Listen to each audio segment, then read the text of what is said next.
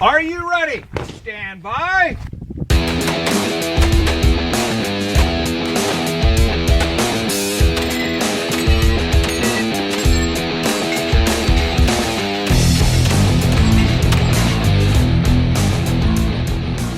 Welcome to the Thureon Show, brought to you by Armalite. This is episode 151, and I'm your host, Dave Hartman. My guest this week is Team Bushmaster and Thureon Defense shooter Rob Tate.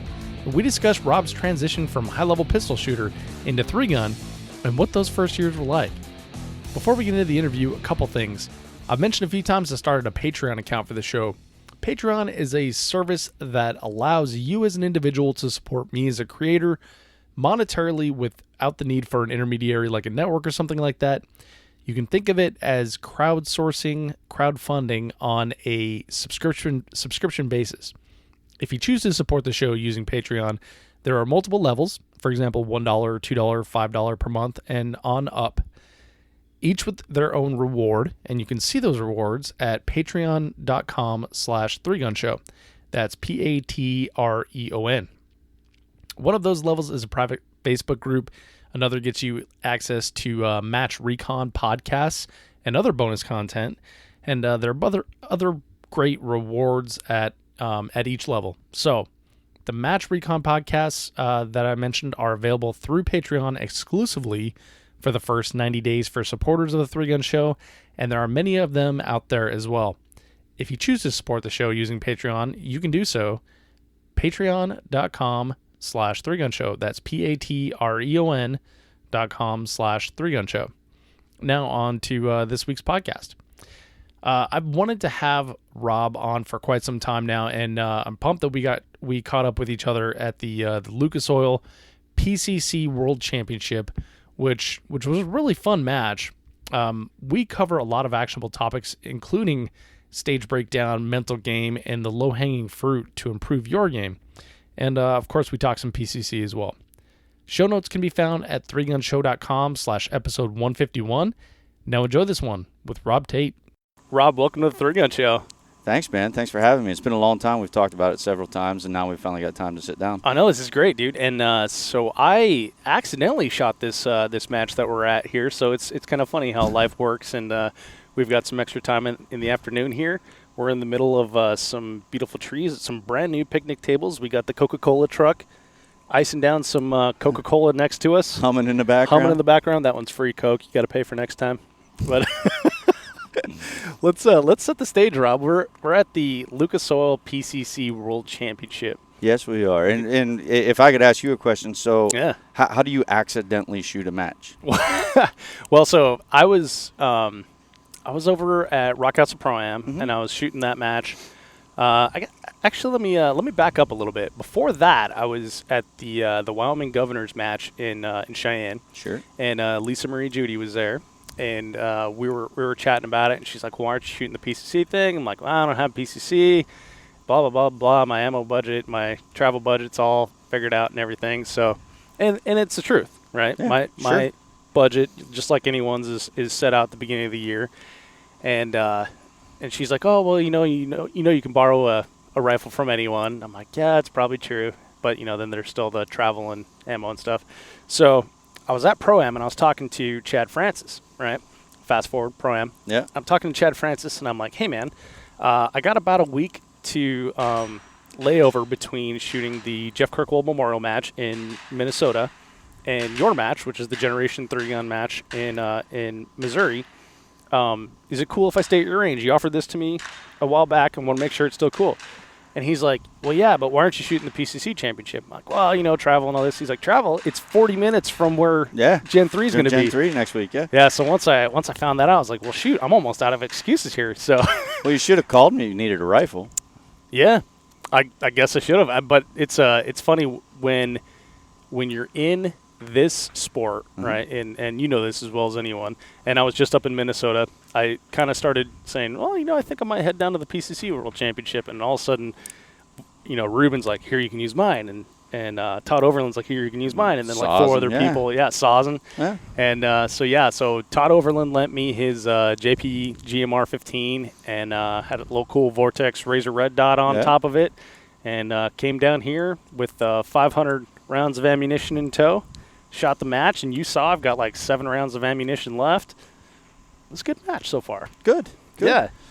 And you're out here shooting too. So I shot. This is kind of an interesting match. So you could shoot it all Friday, or you could do like a split Saturday Sunday match. That is true. AM PM format. Yeah. And so you're shooting Saturday Sunday here. Yeah, I always try to shoot the half-day format. I think it gives you it's all mental, right? And I'm sure we'll talk about it as the show goes on. And the majority of this sport is mental.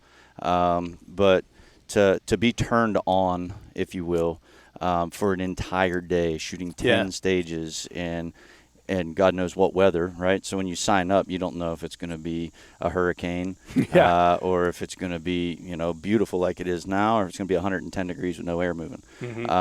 So to break that up into 2 half-day formats or 2 half days, 5 stages a day, it allows you to rest in between. So we shot 5 stages, this morning. We were done by, I think, noon. That gives me all day today, all evening. Then we don't come back to the range until 12:30 tomorrow. Yeah. So it gives us plenty of time to rest and then shoot the second half of the match. The other side of that is, like I said, with the weather, if you show up and shoot all day Friday, and Friday's a terrible day of weather, you shoot the whole match in terrible weather. Yep. If you do the half-day format, you got 2 days. It could be bad one day, could be nice the next. It's all a gamble. But I try to stick to the 2 half-day formats if possible. Yeah. Okay. So we've discussed this on the show a lot before. Half day versus like an on-off format. What's your take on that? Oh, half day for sure. Yeah? For sure, yeah. If you shoot an all-day format, I'm assuming you're talking like Rockcastle used to be for all their matches, where they schedule you a break in between each stage. Yeah. So you've got like 90 minutes in between or 2 Yeah, hours. So for a PCC match like this, it wouldn't be that bad. But if you do that for a 3-gun match, you got 12 to 14 people on a 3-gun squad. And so it's about an hour and a half per squad, per stage. And then they schedule an hour and a half in between. So it's literally like 3 hours between the times that you pull trigger. So it's, in essence, it's like every stage is your first stage of the day. Yes. And like the old days at Rockcastle, you would shoot 3 stages and you would be on the range for 9 hours. And 9 hours to shoot, 100 seconds, 150 seconds. It was really tiring. I definitely prefer the half day. You can come, you switch yourself on, you shoot for 4 hours, you go from stage to stage to stage, and then you're done. You can turn it off and relax and fix gear if you need to, work on things, clean magazines, clean guns, do whatever you need to do to get ready for the next day. Yeah.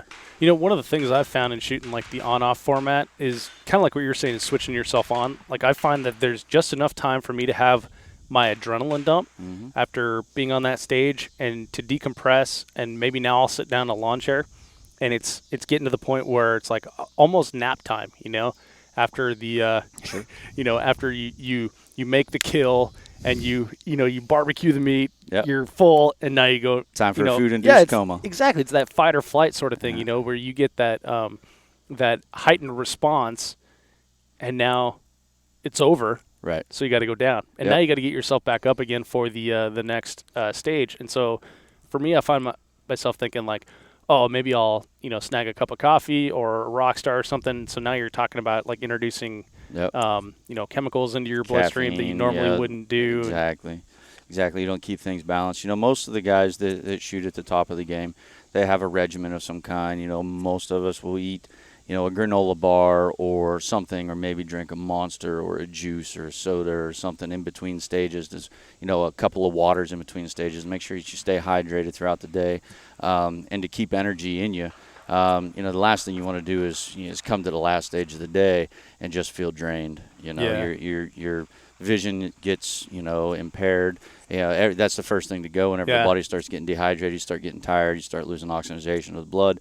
Your vision starts to go. And in the game that we play, it's kind of important. Very important. Yeah. So, and you're right. So whenever you practice all of your matches, for me, I'm a strong believer. I do a little bit of range work. Just going out and setting stuff up and practicing. But throughout my entire shooting time, my number one practice has been local matches. Okay. because I believe that there's no better practice than shooting target arrays and stages that were dreamt up by somebody else. Right. Right? Because any of us can go out and set targets up and think about what we want to shoot. And you can become and really you're good. trying to solve your own problem. Yeah, that you could created. be you could be awesome at shooting your own stage designs. Mm-hmm. But unless you're the match director and you're designing the stages for the match, it doesn't help you a lot. Right. So I like to go and shoot, and I like to shoot different matches. I don't like to go to the same local club week after week after week and shoot the same match director stages, because I like to have the variety. And each match director has kind of his own flavor to his own match. And once you get to know your local match directors for local matches, you can actually tune what matches you go to for practice depending on the major match you're going, if you know who the match director is there. Yeah. Because if they have, if they're like-minded match directors. Or what kind of flavor their match is compared to Exactly. something else, and does it match the match director I'm going to go see? Yeah, if I'm going to shoot a match in Tulsa, as an example, USSA, I'm going to go shoot local matches that are all base stages, right? I'm not going to go shoot a natural terrain club for my practice match because I'm not going to see that at the major. I'm going to see a bunch of base, and it's going to be a bunch of footwork and stuff that you see here at Lucas Oil. So, you kind of tune that to what you're going to see at the major matches. Right. Well, so that's a higher level concept. Let's take it back all the way. Why don't you give the idea or the audience an idea of who you are off the range, maybe who you are when you're not shooting. Sure. And then let's use that to get into how you started shooting 3-gun competitions. Sure. So I did 4 years in the Navy. Prior to that, throughout high school, I shot a lot of competitive archery, and I hunted. If we roll way back to whenever I was a kid, my dad shot IPSC in the late 70s, early 80s. Yeah, he was a match director. Ran some major matches. Back in the so days. he actually showed a video last Christmas or Christmas before. He drug it out and showed my wife. There's a video in 1986, I think it was, 87, of me on a four-wheeler running around, running score sheets at a major USPSA match. Oh, no kidding. That he was a match director at. So he shot USPSA or IPSC at that time. And then whenever I got to the age where I could, start shooting IPSC, he had kind of pulled away from it, whenever the whole arms race was happening and they hadn't split it up into divisions. And so he had backed away from that, and we started shooting archery. And I got really big into hunting. I grew up hunting from 5 years old until I'm still a hunting freak right now. The competitive archery took me into the Navy. Then I joined the Navy in 95. The Navy has an archery team? No. Or they have archers? No. So you sit on the bow of the boat? Yeah, that's what I did. I was a bow archer. I was a bow archer on the Theodore Roosevelt, the nuclear aircraft carrier. That way, if there were swimming monkeys or something. No. Somali pirates. Yeah, Somali pirates. We shoot them with longbows. But makes sense. But no, so I shot competitive archery up. I joined the Navy in 95. IDPA started in 96. My dad got back involved with the shooting sports. He switched back from archery over into shooting IDPA, but I was gone for 4 years. Right. I was in the Navy. Then I got out of the Navy. I took a job with Zeiss. I was a service engineer in the beginning, and then ended up running the equipment business for them for the thin film vacuum deposition coating division. And I spent the first probably 4 or 5 years there. I was on the road nonstop. I was never home, so I didn't have time to do anything. So all I did is hunt a little bit here and there. I still shot archery whenever I could. I moved to Richmond, Virginia. Couldn't find any archery clubs to shoot at there. Bought a carry pistol. Went to a range. Went to a range there and just to shoot the pistol. The guy says, "Hey, we have action shooting on Monday nights. If you're interested, you can come try it out." And I went and shot the first night. And as you've mentioned before, the shooting sports, the people are phenomenal. So I shot the first night, and they're like, "Hey, on Saturday we have an outdoor match that's like 30 minutes from here." So I went and shot that, and I'm at the outdoor match, and they're like, "Hey, an hour from here tomorrow we have another IDPA match if you want to come shoot that." So I went and shot that one, and then it went on and on and on to where I am here. But I started shooting. It was funny because the Monday night action match, Ravin Perry and I started shooting that same match. Oh, no kidding. Like a week apart. We didn't know each other at all. Huh. We started shooting, and I thought he was a crazy kid. The first outdoor match that we were both at, he locked his keys in his Jeep, and he's freaking out. And but it was wild because Ravin shot as fast now as he did then as he does now. He just couldn't hit anything then. So it was funny, but the group that we shot with there in Richmond, it's a great shooting community in the Richmond area. We're just north of North Carolina, where it's Sir Walter and all those. I mean, there's a lot of great talent in that little hub. So started shooting IDPA. Ravin and I were the only two in the group that really started traveling in the beginning to shoot matches. We started traveling together and became. So you guys created a friendship then on the range? Yeah, absolutely. And then off the range as well. Right. And the funny thing is, so we shot IDPA, and then we started branching out into USPSA a little bit. And then people said, hey, you can win money in USPSA. IDPA, it's all random draw. There's no prize for order of finish, and which isn't a bad concept, but it's like, hey, it's taking it to the next level. We get to shoot more. So we went and started shooting USPSA. We shot that for a couple of years. Went and shot nationals a couple of years. Enjoyed that for a while, and then Larry Houck is actually to blame for us shooting 3-gun. We went and shot one 3-gun match. Ran into Larry. Larry says, hey, you guys need to come shoot FNH. I said, well, when is it? He goes, oh, whatever the weekend was. I said, I can't. He said, why? I said, that's the same weekend as IDPA Nationals. He's like, don't worry about IDPA Nationals. I was like, well, I'm an area coordinator for one, and it's an hour and a half from my house. Number two, I kind of got to go. He goes, well, come shoot the match with my staff on Wednesday. So I looked at Ravin, and he's like, yeah, why not? So we went and we shot it. Shot the whole thing in one day. It was funny because Greg Jordan at that point was an up-and-comer, and nobody really knew the name yet. So him and Jason Smith. So we're Rob Tate and Ravin Perry, right? Absolutely. So Jason Smith and Greg Jordan, they come out, and Larry put them in a razor and said, hey, I want you to take these two guys, take them to every stage that's open, and get them shot through the match today. Oh, you're kidding. So it was 9 stages. So we walked up, we got the stage brief on each stage, and then we took turns going first, and it was just the two of us resetting for each other and the two of them helping us reset, and we shot the whole match in one day. Oh, how cool is that? It was 9 stages. Oh, it was terrible. It was terrible.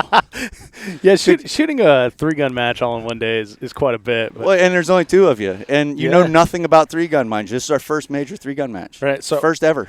So describe that experience then, like, knowing what you know now, what were some things that you were doing wrong? Oh, my God.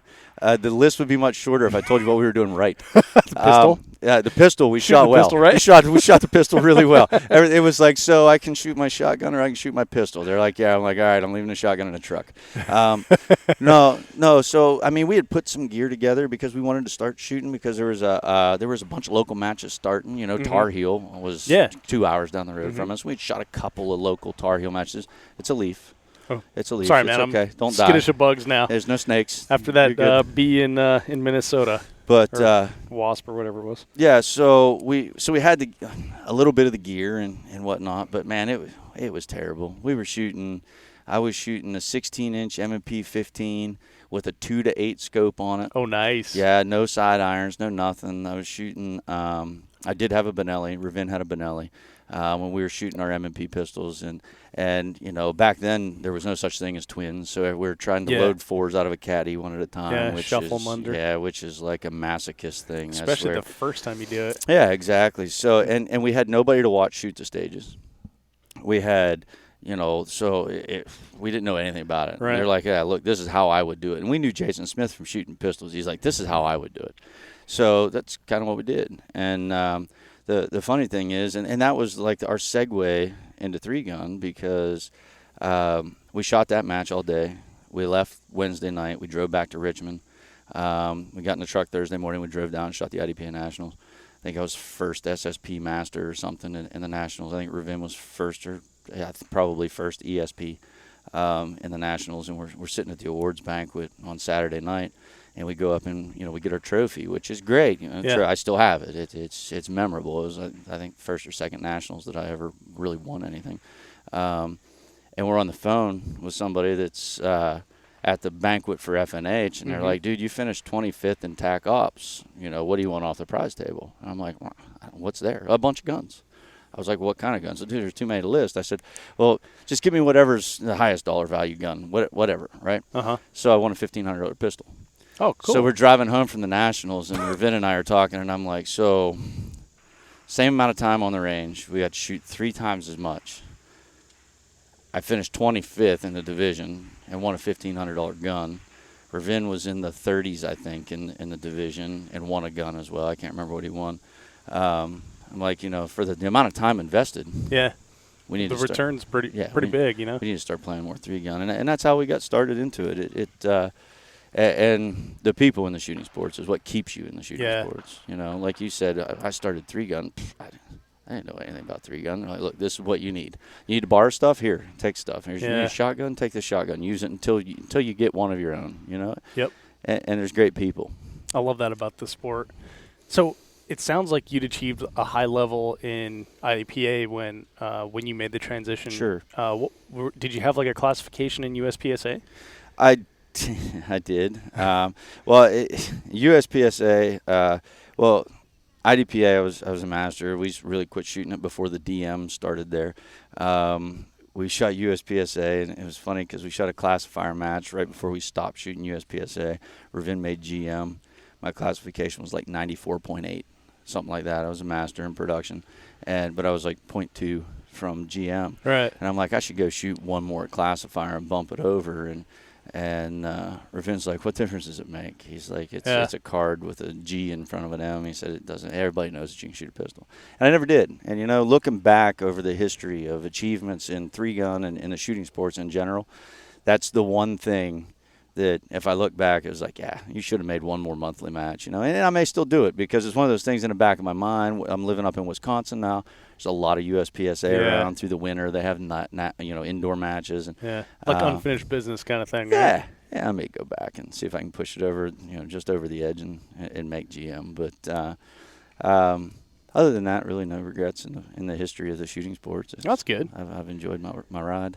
Well, so then you made the transition to 3-gun, and traditionally, 3-gunners, like as a whole, 3-gunners. Are not that great at pistol, right? So did you find, right? Yeah. So did you find that to be an advantage for you, like right from the start? It was a huge advantage. I would recommend it, and I have recommended it. Anybody that's new to the sport and they ask me, how do I get better at this? And I tell all of them, go find local pistol matches and shoot them. Shoot every pistol match that you can get your hand. IDPA, USPSA. It doesn't matter if they just have an action-based defensive pistol, whatever is close to you, that you can go shoot on, on a timer and just with a pistol, so you can focus on the gun.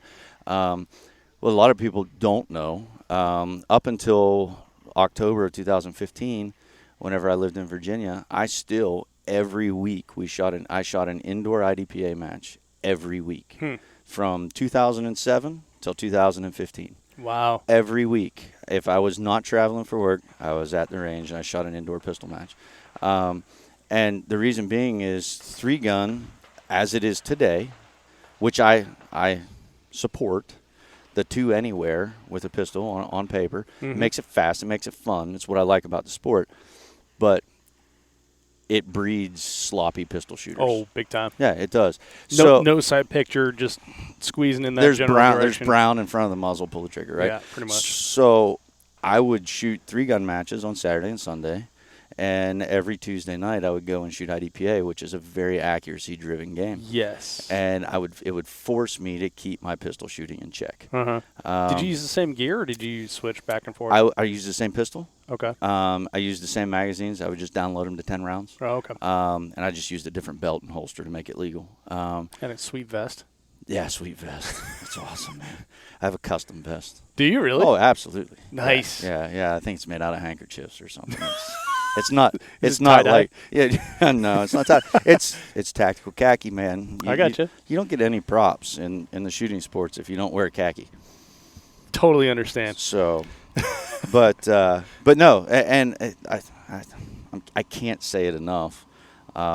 If you want to take, I don't care who you are, if you want to take your 3-gun shooting to the next level, focus on your pistol. And why is that?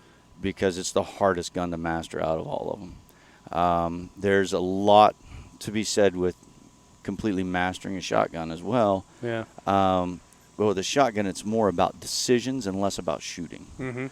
Shotgun, it's what shells do I use, what choke tube do I use, how heavy are the targets, how far away are they, knowing your gun, your load, your tube, your barrel, everything combination, right? But shooting a shotgun, let's face it, is not hard. It's not hard to hit a target with a shotgun. Right. What's hard is making sure that you have your shotgun configured properly for the stage that you're shooting. Right. And how to load it, right? And practice loading.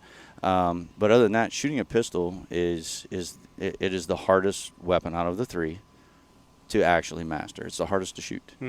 Shortest sight radius. Shortest easiest sight to radius, disturb. easiest to disturb. There's less points of contact with the body. Your hands are hovering out there.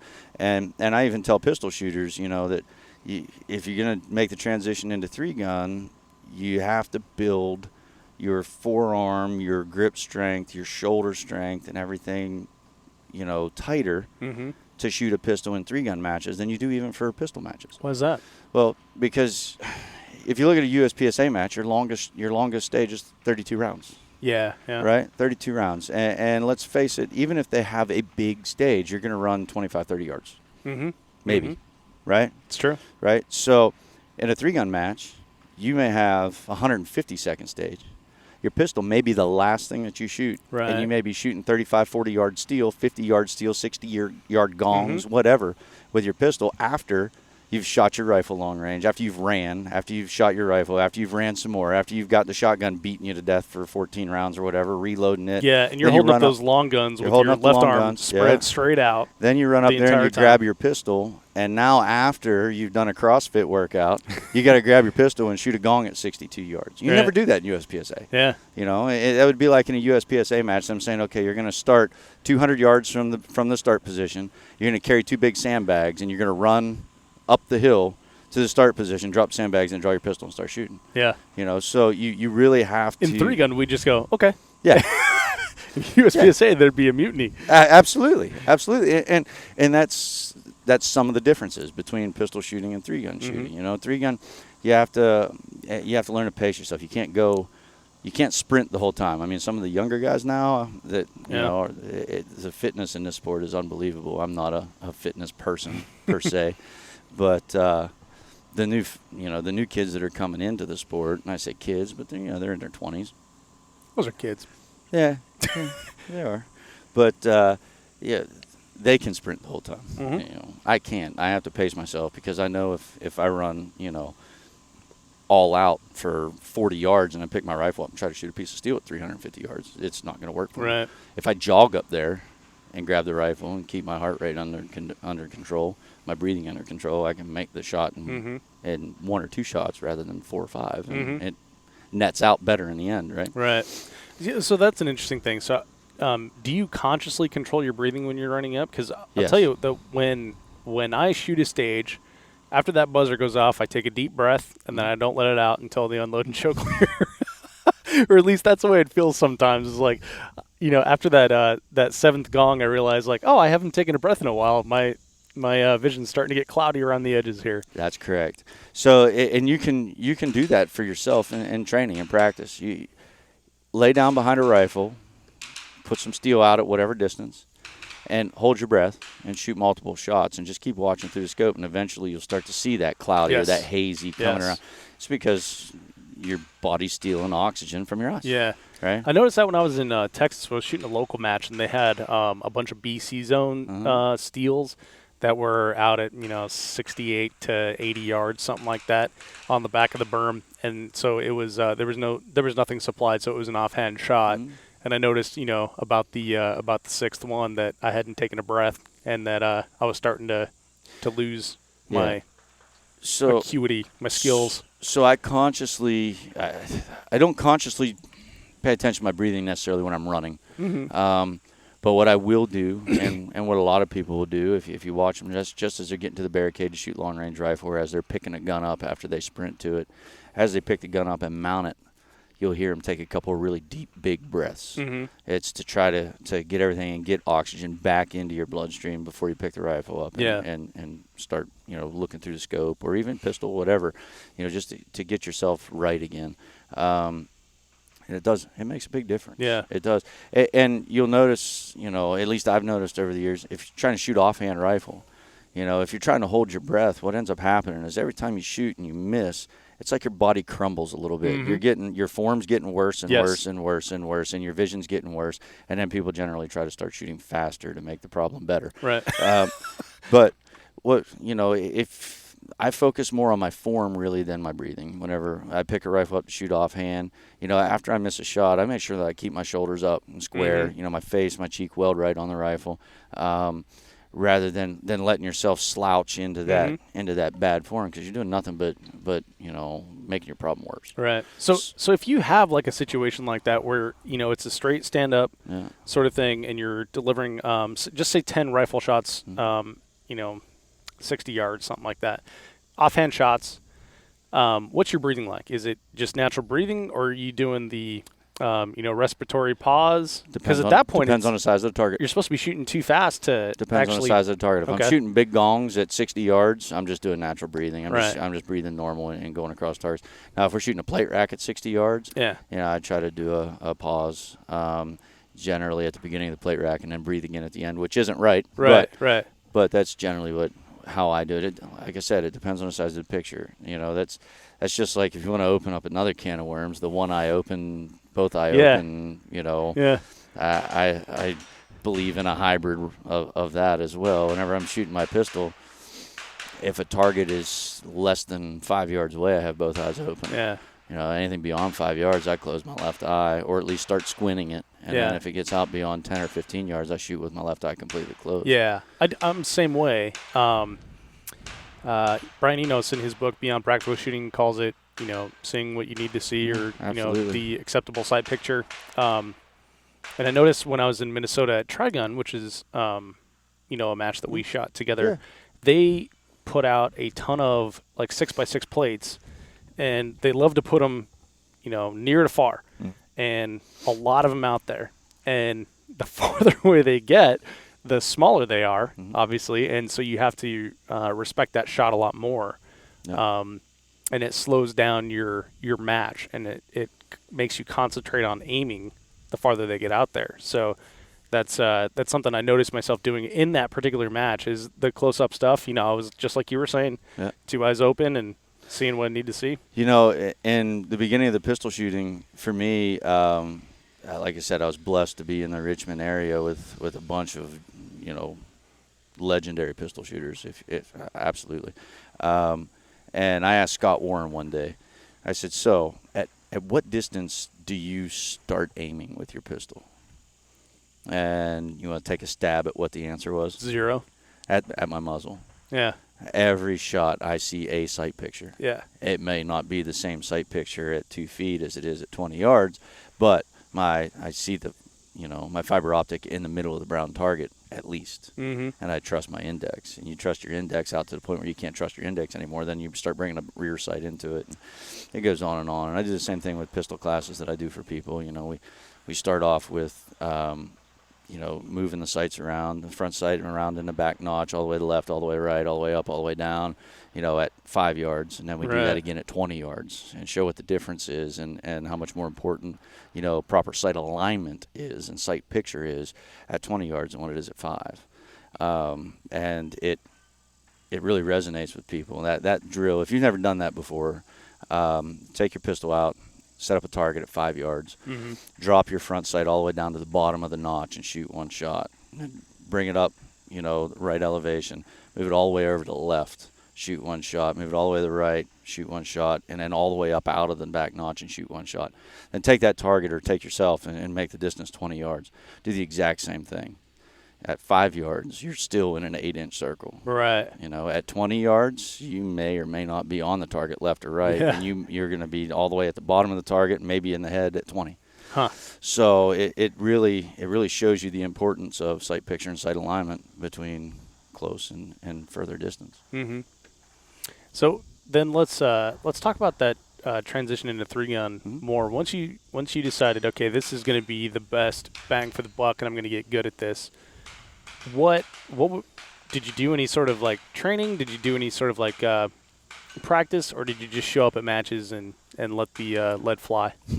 So, funny story. I should have my wife tell it, actually. So after I started shooting 3-gun, right, I'm like, yes, I'm going to make this happen. I buy a shotgun, and everybody's talking about loading a shotgun, and they're saying you should be able to load at least 1 shell per second in a shotgun. Okay. So and this, again, is the shuffling underhand shuffling sort of thing. underhand. For the people who haven't seen it, you got caddies where they're stacked side by side. You're pulling 4 out at a time, and it's like shuffling a deck of cards out with one hand. One at a time into the bottom of the gun. Yeah, it's a masochist thing. It's terrible. And I still to this day hate it. But so there's 1 shell per second. So I'm at home in my gun room, and my wife's sitting over in the living room on the couch watching TV, and there's shotgun shells flying everywhere. And I've got a timer, and I'm cussing and throwing shotgun shells. And I told her, I was like, it's not possible. These people are crazy. So you cannot. It took me like 9 seconds to load 4 shells. It was hideous, right? So I literally practiced loading a shotgun in my gun room every day for probably 30 minutes a day until I got down to where I could load a shell per second, and that was the one-handed shuffling thing. And then, of course, I've always been a fan of putting as many tools as possible in your toolbox, right? So I was doing it support hand, and then I started working on strong hand where I could load either hand. Oh, cool. And about a shell per second. And then as soon as I got that all figured out, and I'm like, I can do this. I can at least hang. I'm not the fastest in the world, but I can hang. Then they come out with load 2s where you're just literally stabbing 2 shells into the shotgun like a Neanderthal. And I'm like, you've got to be kidding me.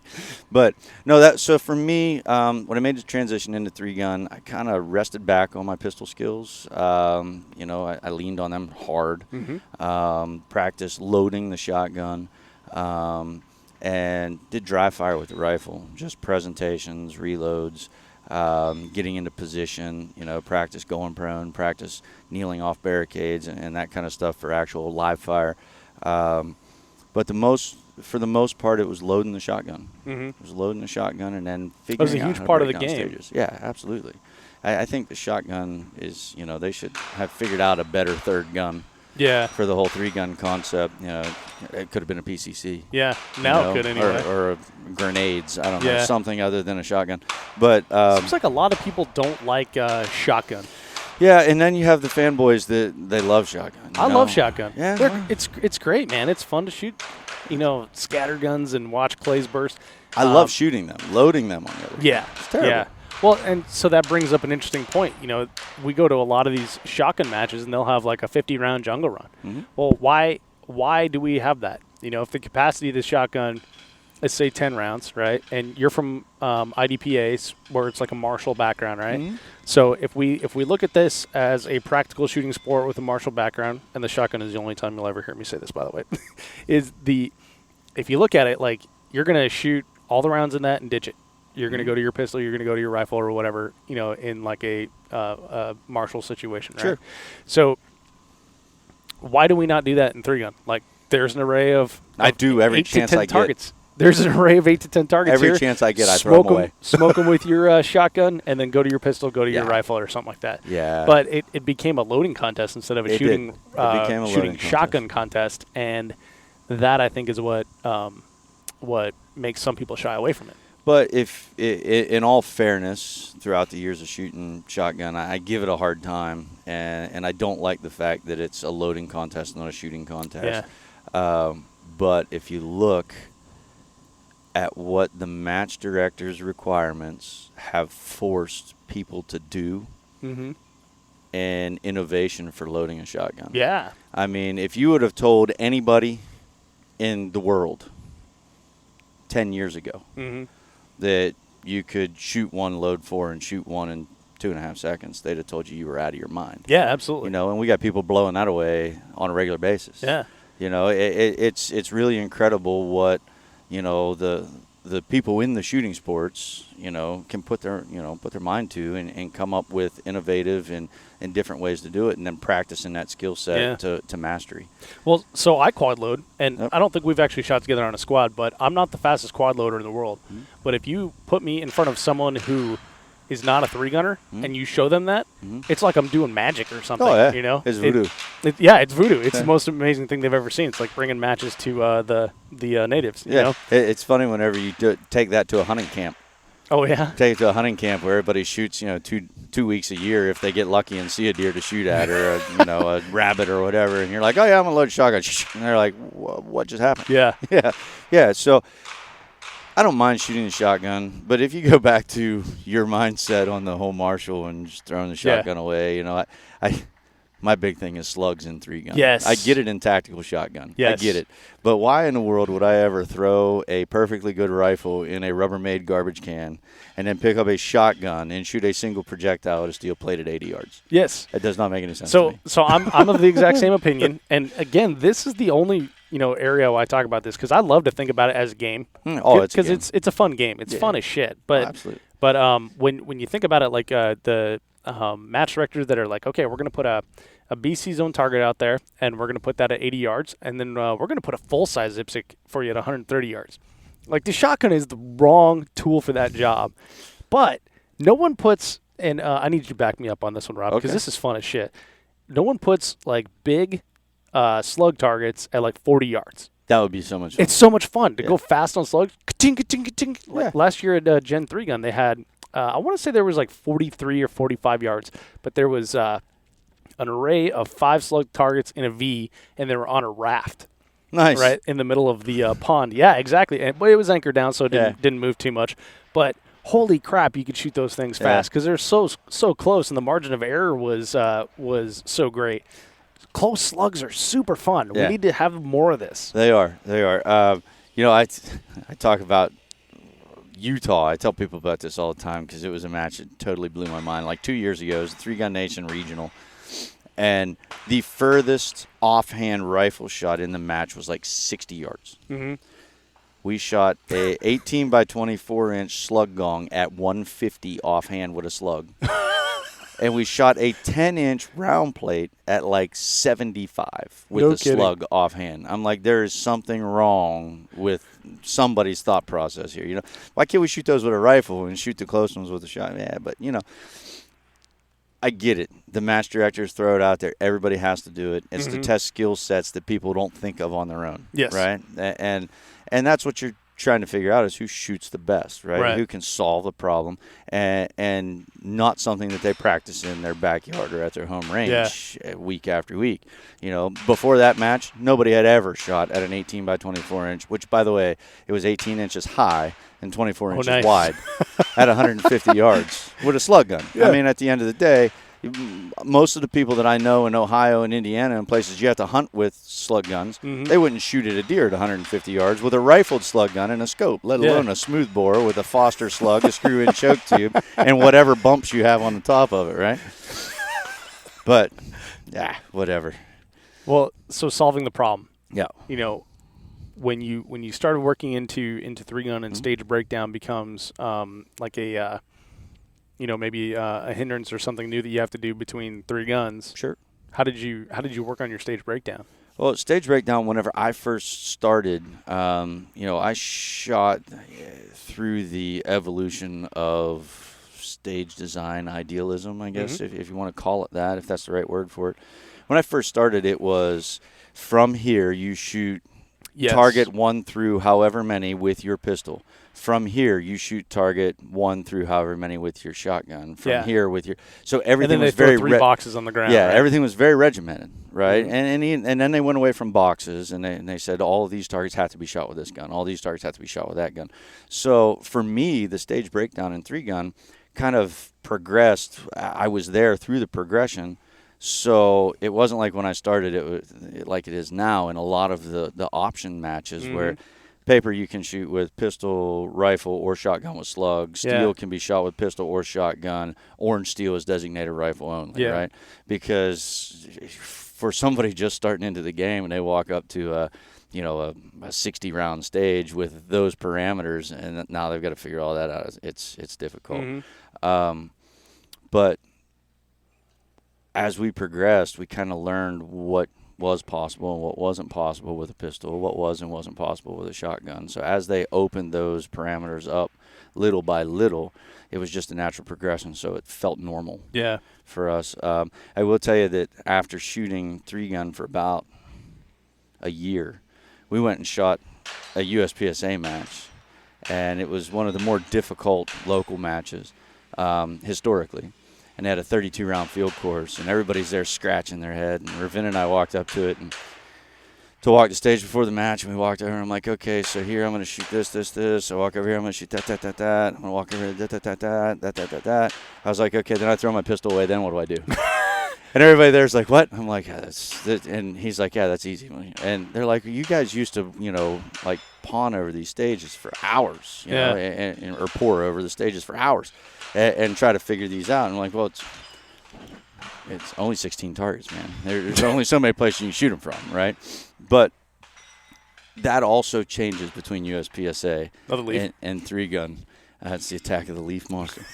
But that also changes between USPSA and 3-gun, too, because the things that really matter in USPSA don't matter as much in 3-gun. Right. A tenth of a second here, a quarter of a second there on your draw or it's like your a half position. Step. Yeah, half step. And that stuff really matters in USPSA.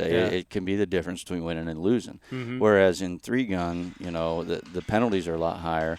You lose more time in gun transitions than you do in whether your foot was 6 inches too far to the left or not for a target presentation. So, well, and that's one thing I really enjoy about 3-gun. The reason that it appealed to me is that it's not so much of like a finesse and finely tuned and choreographed sport like USPSA is. There's a lot of pandemonium going on, but if you do your pandemonium faster, then you're going to come out near the top of the heap. Yeah, I love the freedom of 3-gun. I love the matches where the match directors throw out a problem and they give you very limited, direction. Like we said, paper targets are this, steel, this, go solve the problem. Yeah. And that way it allows you to lean on your strengths. Yeah. We shot a slug target one year at Tar Heel. They had these gongs, one at like 90 and one at 110 yards. And they had said at the beginning that most of the slug targets were slug or pistol. You can neutralize them either or. Can we shoot that with our pistol? Or, they're like, if you want to, go ahead. They're like, watch this idiot try to shoot. Shot him with a pistol because at the time, I couldn't hit a 110-yard slug gong with a slug. Yeah. I could hit it with a pistol. So it allows you to play to your strengths. Yeah. Right. Where there's other people that shoot shotgun all the time and not touch the pistol if they had the opportunity or the option. Yeah. Well, I found that in my travels to Minnesota. There's a lot of guys that would choose shotgun in areas that I would definitely choose pistol. And it goes back to where they came from. In their shooting journey, because the range that they were on. I can't remember the specifics of it. They got booted off. Yeah. And then they couldn't shoot rifles, and they could only shoot shotguns. So they shot tactical shotgun matches monthly. Like the people down where I started shooting, we shot pistol matches all the time. You couldn't find a shotgun match. Right. So for them, every weekend they shot a tactical shotgun match. Yeah. So whenever somebody said, "Oh, you can do the same thing with a pistol," they're like, "Well, that's stupid. Why would I do that? I have a shotgun." Yeah, exactly. So it's all in what you practice and what you're comfortable with. Yeah. And what's cool is the, like you were talking about the freedom. There's a couple cool things I've seen over the last couple of years here. One, the first time I experienced it was in Texas. We were in Marble Falls for I believe they were calling it the Southwest Regional at that time, 3-Gun Nation. Brian Corey put out a stage that was like a W. Yep. And there was like 8 or 9 dump boxes. Maybe I'm exaggerating on that. Yeah. But it was start anywhere with any gun. Yep. And there's this huge array, and that was the biggest problem to solve. Unfortunately, that one got rained out by the typhoon that came through, so we weren't able to shoot it. But then the standard issue 3-Gun Nation regional storm. But then fast forward to last weekend at the Jeff Kirkwold Memorial Match in Forest Lake, Minnesota. Adam Maxwell put down a bunch of stages that were similar in spirit to that. Start anywhere, and reactive steel is pistol or shotgun. Pipes or shotgun, clays or shotgun, static steel is rifle, pistol, or shotgun, and then paper is rifle, pistol, or shotgun. And that gives you so many different options in how to shoot a stage. Like when you're sitting there looking at some 50-yard static steel, you're like, okay, well that's that's an easy rifle shot. It's not a bad slug shot. It's now I got to concentrate on pistol. It's like what is my strength here? Sort of. Question thing. is, what's in your hand when it's there? Yeah, exactly. And then is it worth a gun transition? Is it worth a gun transition? How do you minimize those gun transitions? Yeah. What's the next thing you have to shoot? What's the last thing you have to shoot? That sort of thing. So it became you walk up and you're like, well, is this a 2-gun or a 3-gun stage? That's the first thing you figure out. Am I going to? Do I have to shoot my shotgun? Do I have to shoot my shotgun? Do I have to shoot my pistol? And in Minnesota, a lot of times it's do I have to shoot my pistol because that is, like you said, their heritage strength is their shotgun. So it's I came in on the more options the better sort of thing, because most of the major matches that I started shooting were in 2016. Yep. So when I see the regimented, from this box you will shoot these 4 targets, in this box from that, nobody likes those stages anymore. I kind of feel like time has passed those things by. And the 3-gun community, like them, love them, hate them, whatever, that they have, Charles Soule and Rob Romero to thank for a lot of the things we're talking about, the choices and the options. Rob Romero Charles started that at Tar Heel a little bit at the local matches, and then Rob Romero really blew that wide open with the Pro Series when we shot the Pro Series in Tulsa. That's what I'll refer to as the Pro Series, because it's changed a lot. But that, in my mind, and most of the Pro Series shooters' minds, that was, those 2 or 3 years that we shot there in Tulsa, that was the Pro Series. Yeah, it was like 2012, 13, and 14, right? Yeah, and they really blew that wide open with the options, and everything was in pistol bays, so your rifle was really nothing but a shoulder-mounted pistol at that point. Further shots, a 10-inch piece of steel at 50 yards. But those stages were so much fun and so fast. You want to talk about a 5-stage drag race, man? Every we did it 5 times a year, and literally, I can't remember all of them, but one of the ones that was most memorable, I think I finished 14th in the match, and I was 4 seconds from first. Oh, wow. I was like 4 seconds separated first and 14th. That's crazy. And the stages weren't small. It was 5 big stages. You would shoot 400 rounds in 5 stages, and everybody would be within 10 seconds of each other.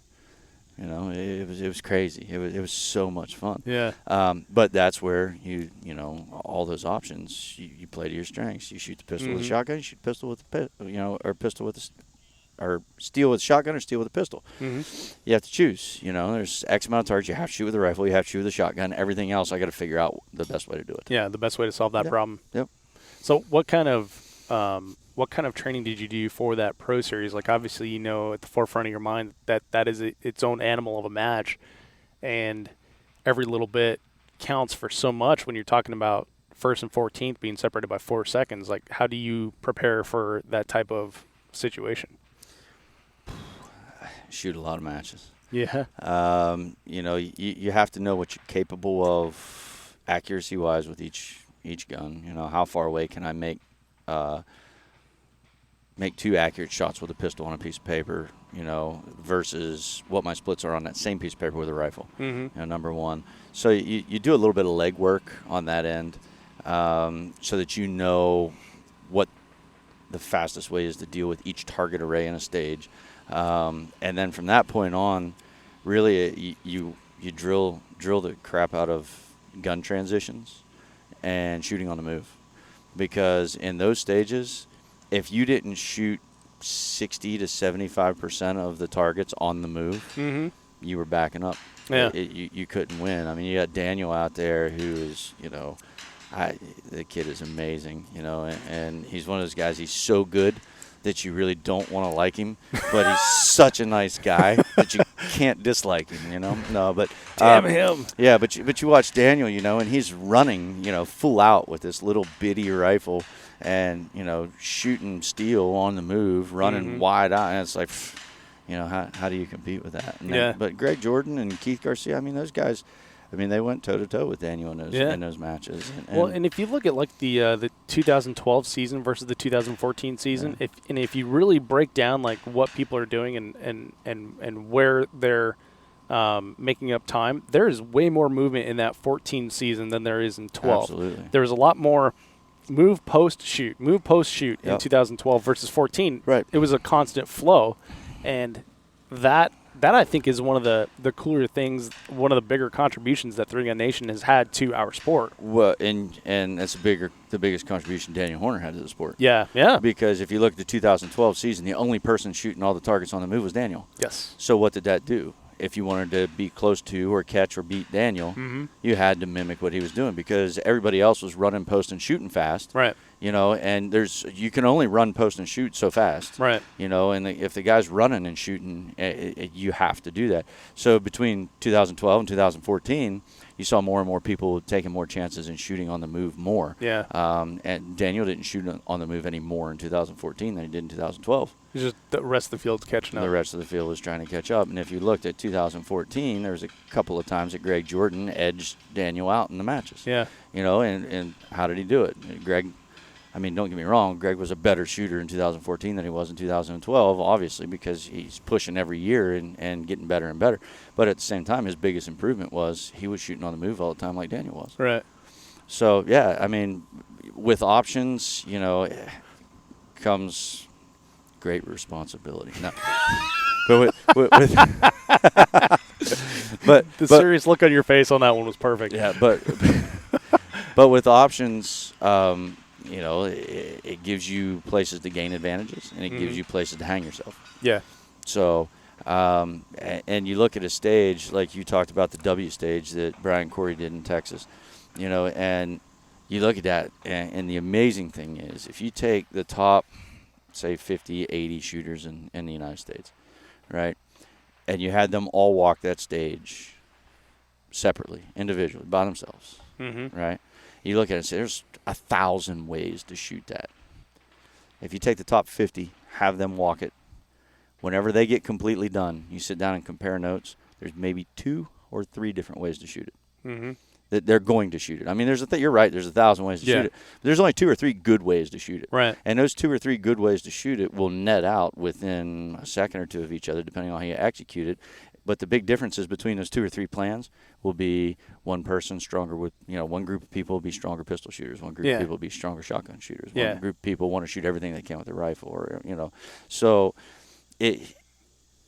there's still the efficient way to do it. There's 1,000 ways to do it, but there's only 2 or 3 right ways to do it. Yeah, so this reminds me of the Diamond Mine stage that we shot at the Minnesota Trigun. Okay. When I was walking through, originally, like I had come up with what I thought was a pretty good plan with some. Which one was the Diamond Mine? It was the one with where you start in the back with your rifle. Okay, I got you. The one that was the diamond. Yeah, it was literally like a baseball diamond. So for people that weren't at that match, you start in the back with your rifle. There's I think there was 4 or 5 static rifle shots that you had to make at certain distance, and then there was paper that were pistol rifle option. There were knockdown steels that were pistol shotgun option, and there were some clays in there. So it forced you to use all 3 guns at different points, and then there's a ton of options. Yep. Right. So the plan that I had, I think when I showed you what my plan was, you referred to it as I look like a cracked out monkey running around the course. I don't believe I said that, but maybe that's what I said. But the top 4 to 5 dudes in that match probably had, I think, 3 different stage plans. And that particular stage, they ended up within just a couple seconds of each other. And it was amazing to see vastly different plans where you'd lean on a rifle, you lean on a pistol, or you lean on your shotgun, and then have them end up being that close. So when it comes to plans like that, number one, as long as your movement is efficient, right? As long as you're not doubling back further than what you need to, right? Or you're not wasting time in traveling, right? As long as you're shooting the whole time, right, or at least as much of the time as you possibly can, it's all execution. Right. As long as you cut all of the non-shooting time off of the clock and you have the same amount of targets and you don't have a bunch of makeups, right, then you're really going to net out very close to each other depending on how you execute it. I gotcha. So that's the biggest thing. If you take any 5 shooters of a similar experience level, let's just say, right? You take those 5 shooters and you put 25 targets in front of them and tell them, shoot these 25 targets and you have to do 2 gun transitions, right? And they're going to shoot those 25 targets with no movement. They're all going to be within a second or 2 of each other. Okay. Right? So the difference is in a stage, you have 25 targets and 3 guns, you have to do 2 gun transitions. Well, how efficiently do you get from one shot to the next, and how much time do you spend in between the gun going off? Yeah. Right? Right. That, you minimize that time. If you do all of that as fast as you humanly can, and then it's just, because it takes everybody about the same amount of time to line the sights up and pull the trigger. Right. So you have to figure out in your stage plan, at least for me, I figure out in my stage plan, how do I minimize the amount of time after the buzzer goes off, between that time and the last shot, how do I minimize the amount of time that a gun is not firing? Dude. That's a great way to attack a stage in a stage plan. So that's, for me, the non-shooting time is what kills you. Right. Yeah. Yeah, I can see that, especially on some of the stages where, you're required to move all the way to the right and all the way to the left, or, stop in the middle or something like that on some of these stages where, there's walls and targets hidden behind. And we kind of had some of these here at the Lucas Oil PCC match as well. Sure. There's, 5 ports. And for me, I try to, how can I minimize with maybe leaning or taking a partial target? How do I minimize how many ports I have to go to? And some of these stages that Brian Corey has set up out here, you have to go through all the ports. Yeah, you have to go through all the ports. And in a stage or match like this with stages, this is set up this way. What I look for if I have to go to all the ports, is I look for entry and exits to and from the ports. What angle can I enter the port at that I can start shooting before I stop moving? Right. And which angle can I exit the port out of where I can start exiting before I'm done shooting? So you're not running in, stopping, posting up, and shooting. You're coming in, you see a target, you bring the gun up. As you're settling into the port, you're shooting the first target or 2. You shoot through it, and then as you turn and come out of the port, you're shooting the last couple targets. As you're backing up out of the port. Yeah. That way you're not stuck with the start-stop time of your body before you're without shooting. Right. So again, minimizing the amount of time between the time that the gun is going off. Right. Okay. Well, and so these stages are so stinking fast that it's the a lean toward one side that's going to give you momentum into that next position is huge. This is, like we talked earlier, between 3-gun and USPSA.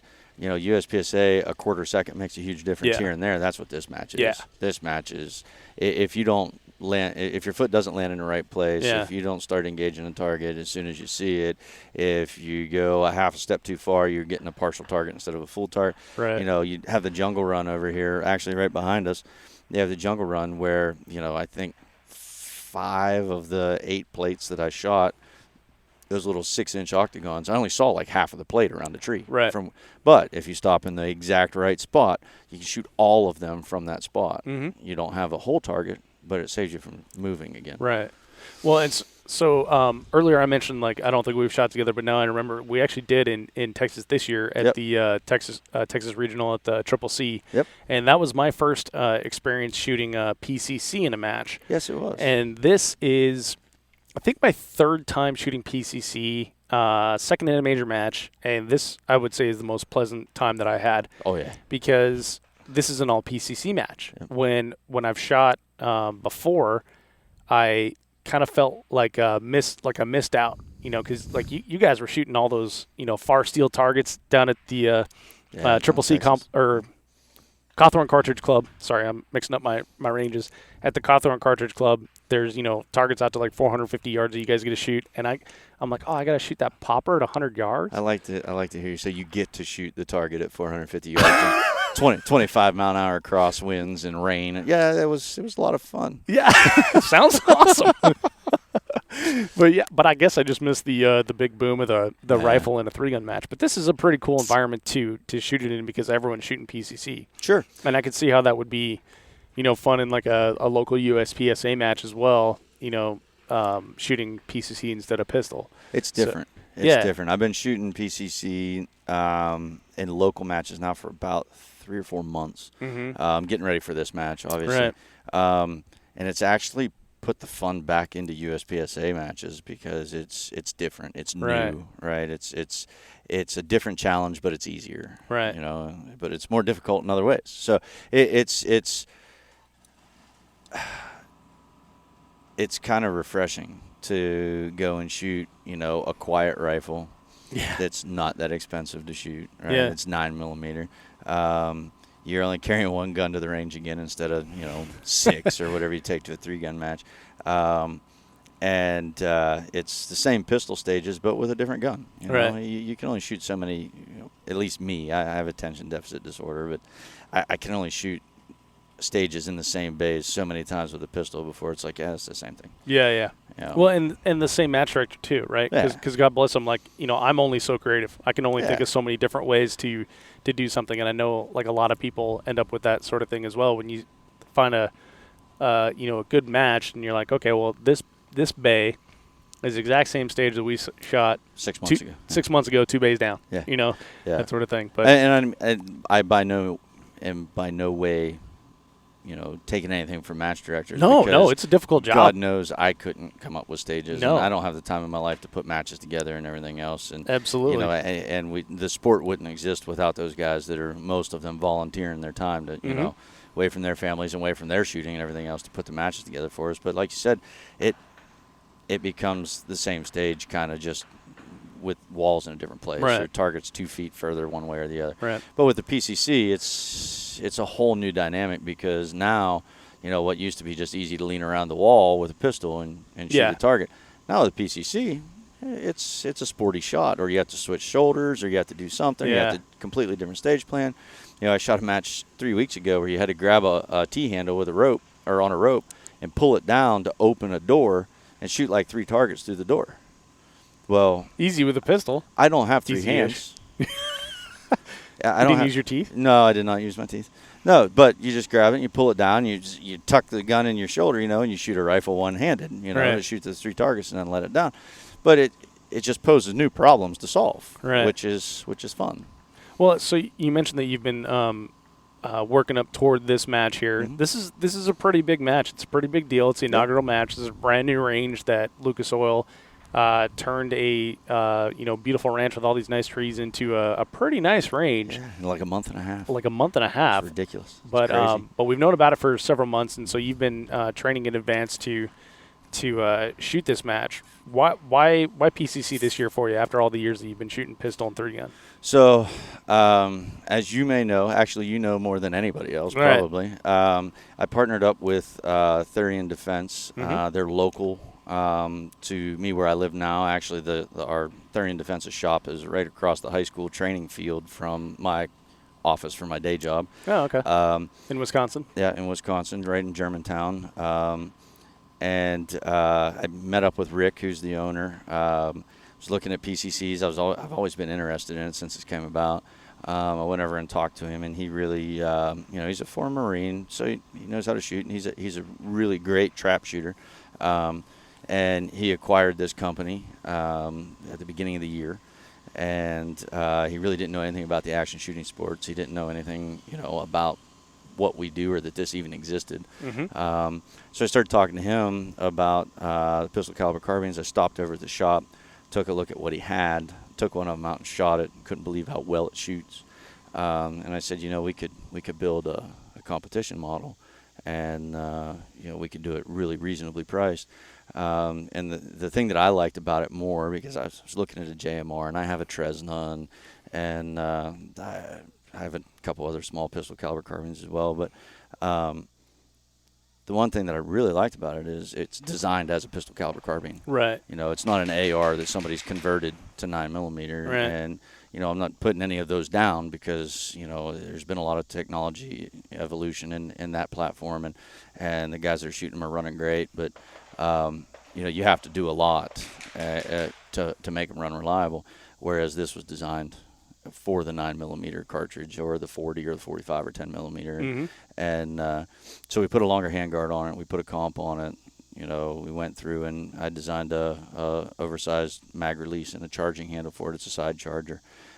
We've since done a mag well for it, and we've got a lightened spring kit for the trigger, and put mag pull furniture on it, or, you know, CTR stock and pistol grip. And took the first one to the range and shot. You know, the first group I shot with at 100 yards with my regular 3-gun pistol hand load. Shot about an inch at 100 with a 4-power scope. And I was like, this can't be. So I shot another group, and it was about 3/4 of an inch. And I was like, it's got to be just this one gun. So we grabbed 2 more and shot them. And I have yet to shoot one that, if you go through 2 or 3 different loads, I've yet to shoot one that won't shoot an 1.5 inches or better at 100. Huh. So I told Rick about the PCC match that was coming up, and told him that we needed to be here. And voila, here we are. So I took Rick to his first ever action shooting match. Was an indoor USPSA match up in Appleton, Wisconsin, in like February or some miserable cold month of the year. And only things that happen in Wisconsin in February are indoors. Yes, except frostbite. That happens outside. But so I took him to that, and that was his first ever action match of any type. And he shot 3, I think, total outdoor local matches, and now he's down here shooting a match with us, and he got thrown on the super squad with us, and I think his eyes have been huge all day. Oh, so that's Rick that's shooting with you guys? That's Rick that's shooting with us. Cool. He's you have to introduce me. Yeah, well, absolutely. But as you know, when we shot that match in Texas. Are we allowed to talk about that? Yeah, we can talk about Let's talk about it now. So right. you had a PCC that was not working for you correctly, and I happened to have had the prototype of our competition model down there. I know, Kismet, right? Like I think we met one more time before that, like at 3-Gun Nation Nationals, but only briefly when we were on the air with Tommy, doing the 3-Gun show live.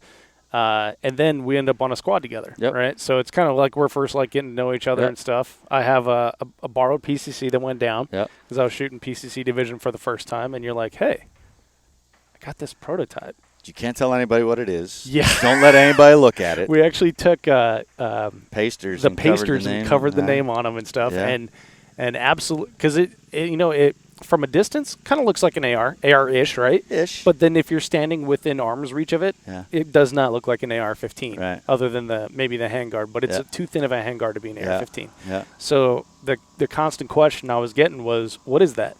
And I would just look them right in the eye and say, I can't tell you. Yep. Yep. So we wanted to make sure that it would work. Yeah. So you took it on its maiden voyage. You're the first person to ever shoot one in a match. Yeah, it's pretty cool.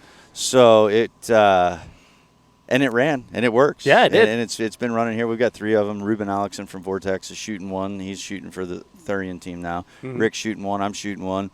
And then my wife told me yesterday that a guy stopped by the booth and said that he has one that he bought, and he's shooting it in the match also. Oh, how cool is that? So they're starting to get out there. John Scouten saw it today from Shooting USA, and he said, what is that thing? And I explained it to him, and then he came over and looked at it, and hopefully it's going to be on his show at some point this year. So we're hoping to get some traction with it, and the price point's unbelievable. So it's $1,249 for the full-blown competition ready. You can get a basic carbine for $9.99.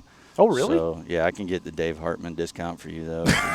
If you really need a PCC instead of borrowing people's every match. I know. I tell you what, man. Like, I had so much fun at this match that I'm like starting to get the itch. It's like I need to get away from here. You know how when you're like in the bar and you're like, one more beer.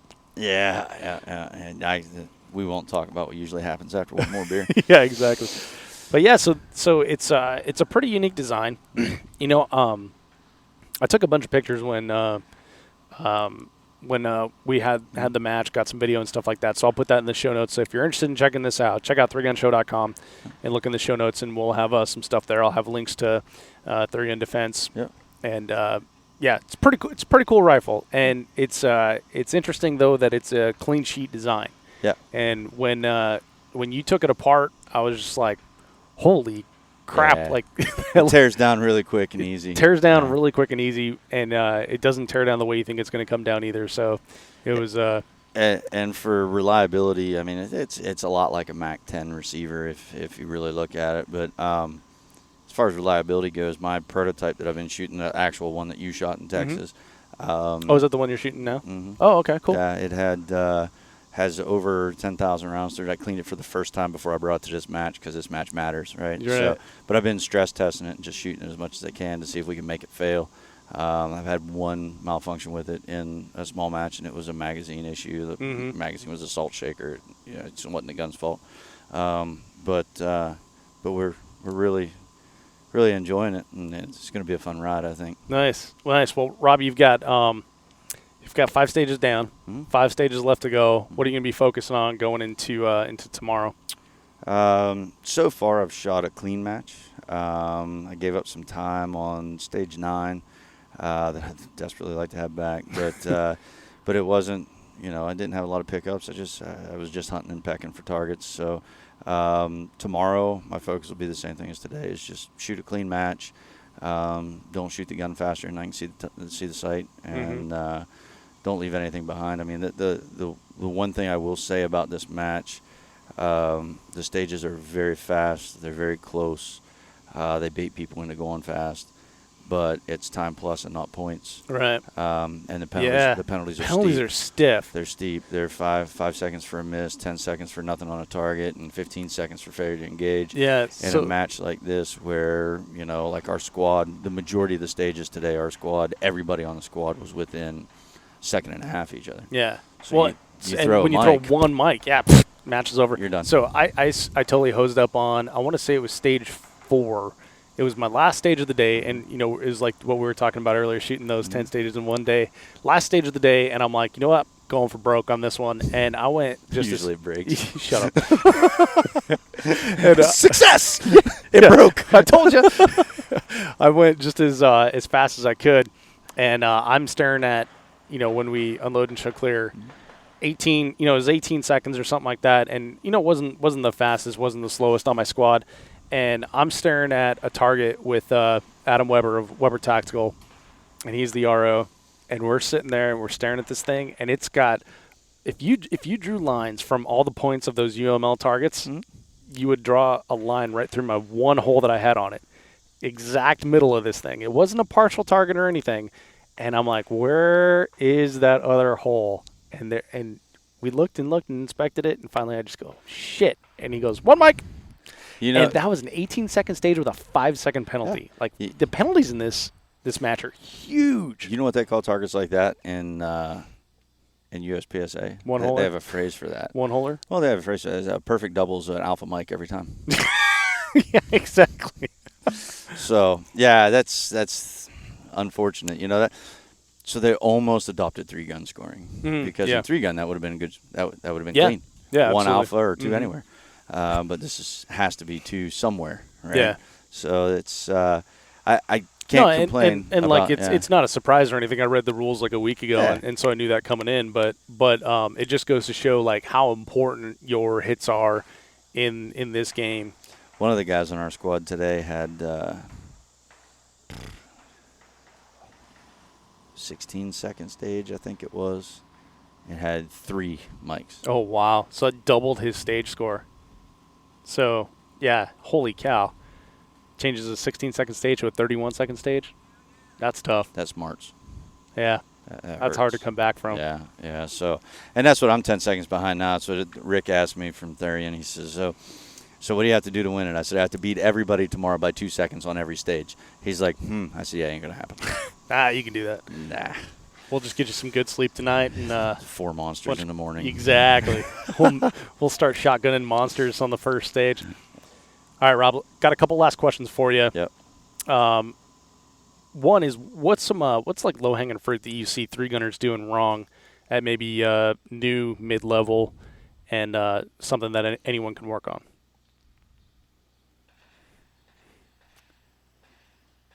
Probably there's 2 things I would say. 2 things. The number one thing is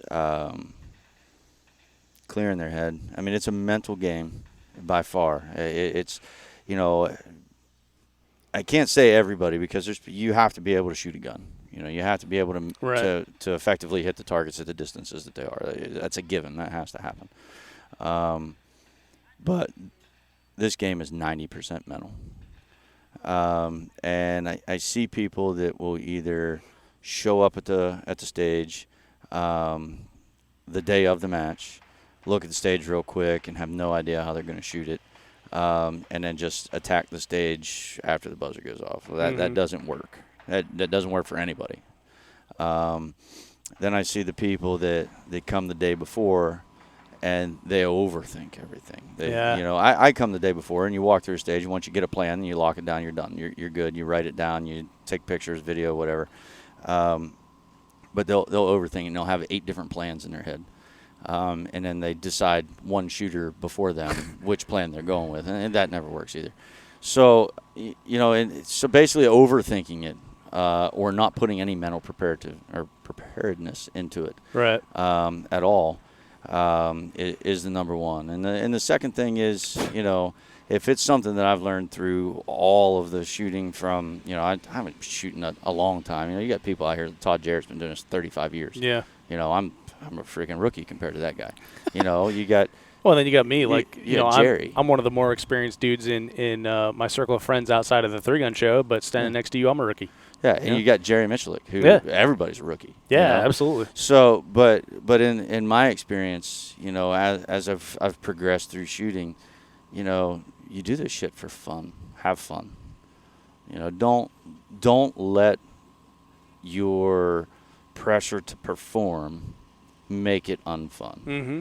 Because when you do, I think anybody out there that I know, that are close to me in my circle anyway, that I know, you shoot better when you're having fun. Yes. If you're just, you know, laughing and joking and cutting up with each other and, you know, and grab assing and then, you know, when you're in the hole, that's when you put your game face on, you switch everything on. If you try to stay turned on, even like we were talking earlier, a whole day versus half day format, if you try to stay turned on for 4 to 6 hours nonstop, and you're going to let every little thing that you did wrong in the last stage eat at you. Oh, yeah. You know, that you're just going to burn yourself out. You burn yourself out, exactly. It becomes unfun, and then you put more pressure on yourself to perform, and it begins a downward spiral, right? Yeah. So, yeah, once you put more pressure on yourself to perform, like, okay, well, I need 2 seconds on each stage, so I'm going to, you know, juice it up here. Yeah, you can't, you know, Robbie Latham, you know, he says it. I've seen it in lots of videos from him, and I've heard it from him, and, you know, in person and everything else. You know, one of the big mistakes everybody makes is, well, I lost 5 seconds on this stage, so now I've got to shoot the next stage 5 seconds faster. Right. You know, well, you were already planning to shoot that stage as fast as you can. Yep. If you try to shoot it faster, it's not going to end well for you. Right, so every stage, and then they go to I didn't pick up the time on that one. I lost another second. Now I got to shoot 6 seconds faster on the next one. And I got to shoot 7 seconds faster on. So you're losing seconds on every stage rather than, you know, you just wipe it out of your mind. It's like I told Ruben earlier today. He had an issue on one of the stages, and he was, you know, beating himself up, which we all do. Yeah. And, you know, we were sitting in a van, and I said, hey, look at the clock.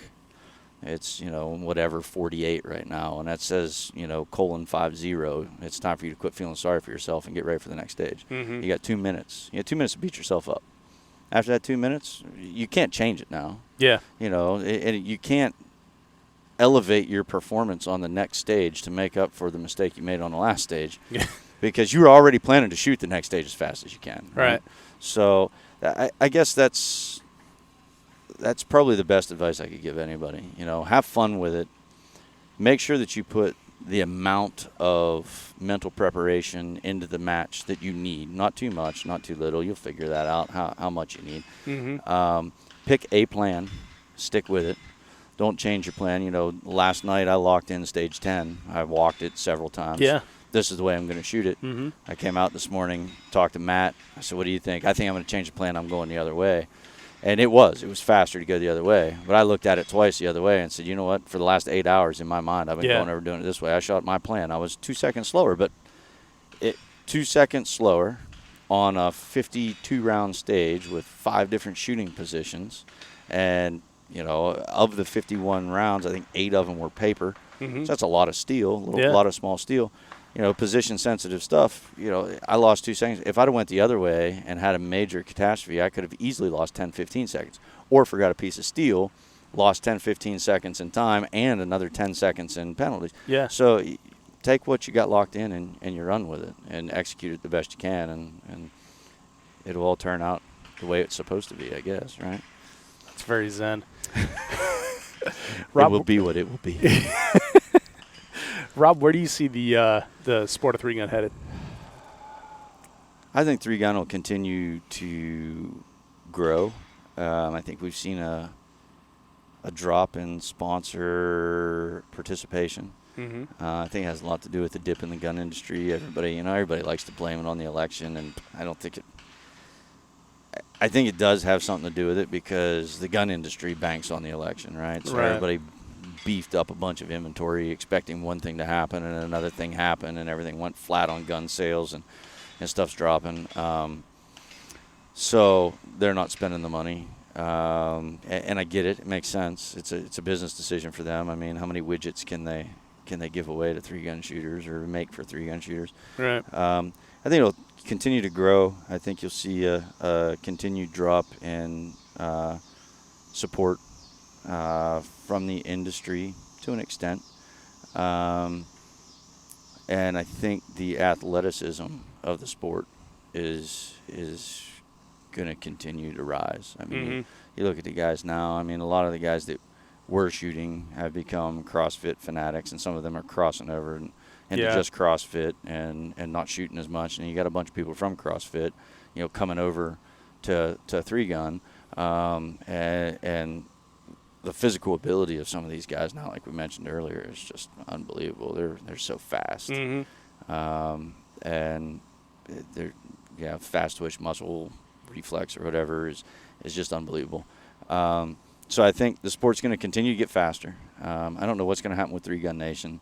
I can't say a whole lot of my personal feelings on it because I don't want to start anything, but I don't know how much longer it's going to be what it is now. I mean, they already announced last year that this is the last year for Pro Series as it is. So I guess it continues as regional. I don't know what they've got in the pike for any changes moving forward. I can guarantee you one thing. Lucas Oil didn't build this facility for just one match a year. No. So I was talking to Junior here yesterday, who helped Lisa Marie build the range, and he's asking all kinds of questions about what they need for 3-gun stages and bays and that kind of stuff. So I think if Lucas gets involved in it and they start a series, there's rumbling that there's another governing body that's going to try to rise up.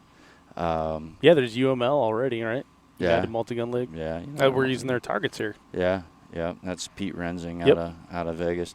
Yeah, so I think where 3-gun was really big on the East Coast and kind of budding, if you will, in the Southwest, I think you're going to see a lot more evolution in the Southwest, and things are starting to dry up a little bit on the East Coast. But I don't know. I hope it continues. I think it's a great sport. It's a great community, and it's a ton of fun. So I hope it continues. I hope they can find a way to rekindle some of the support from the industry that they have lost.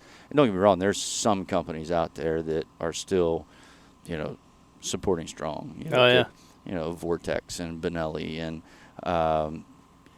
JP and Bushmaster still supporting our team, our 3-gun team.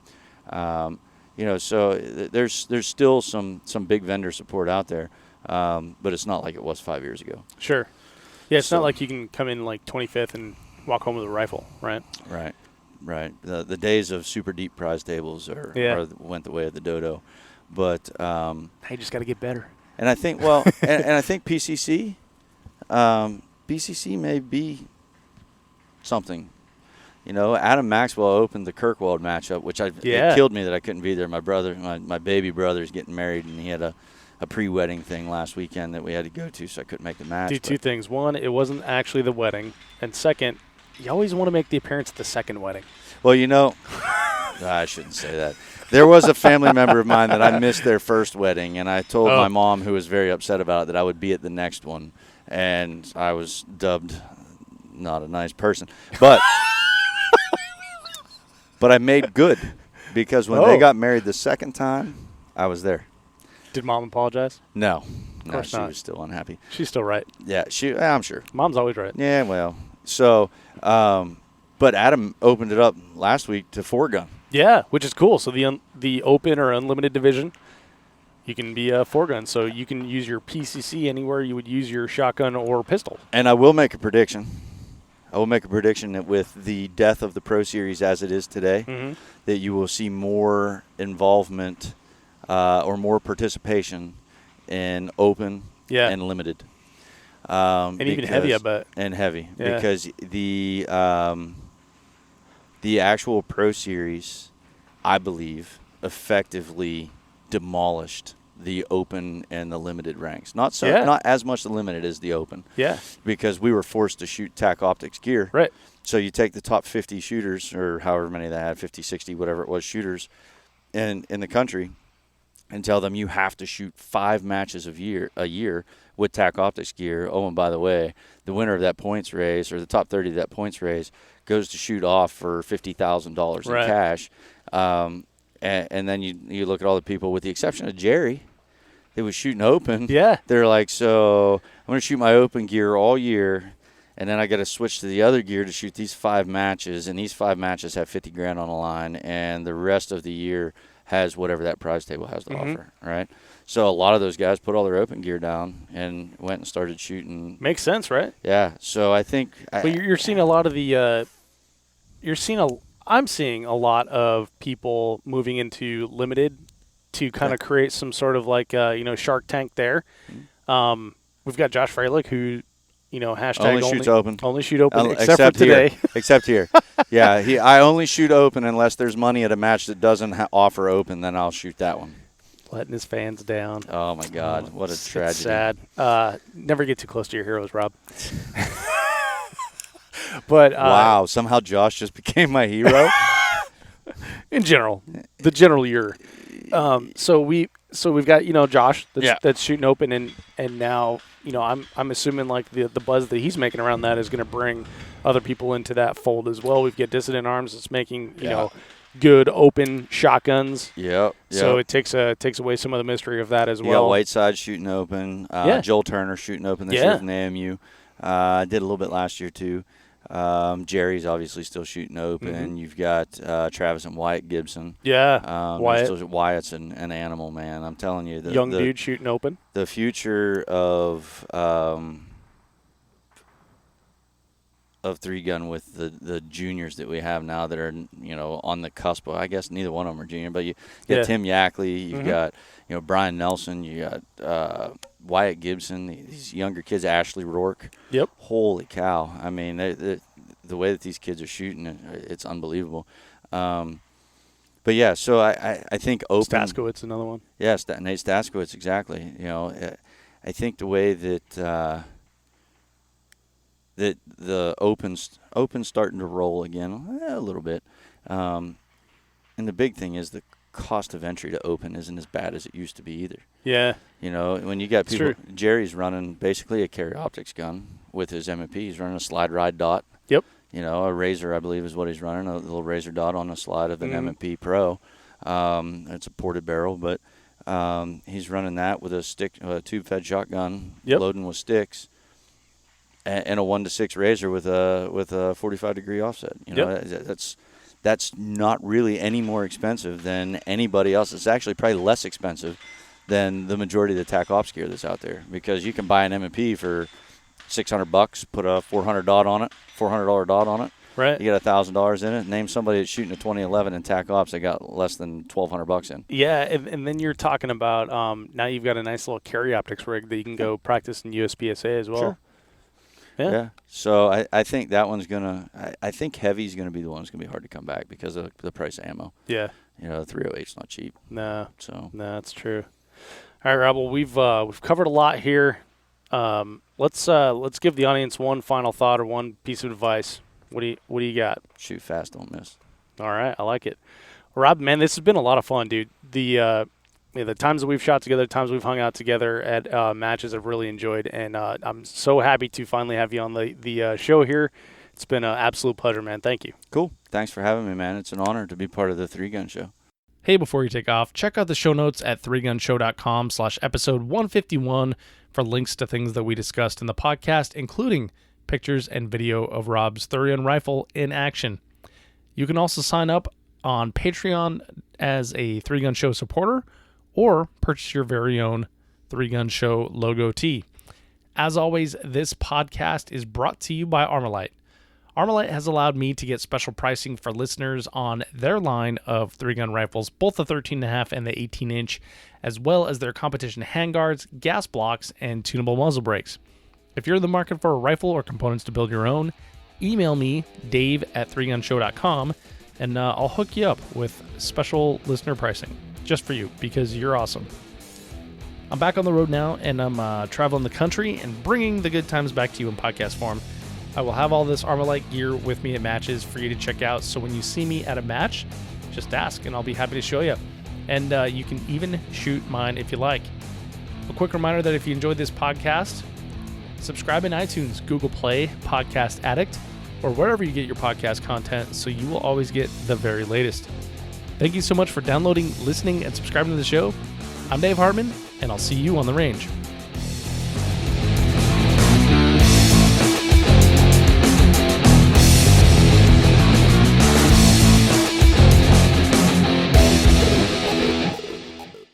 If you are finished, unload, show clear.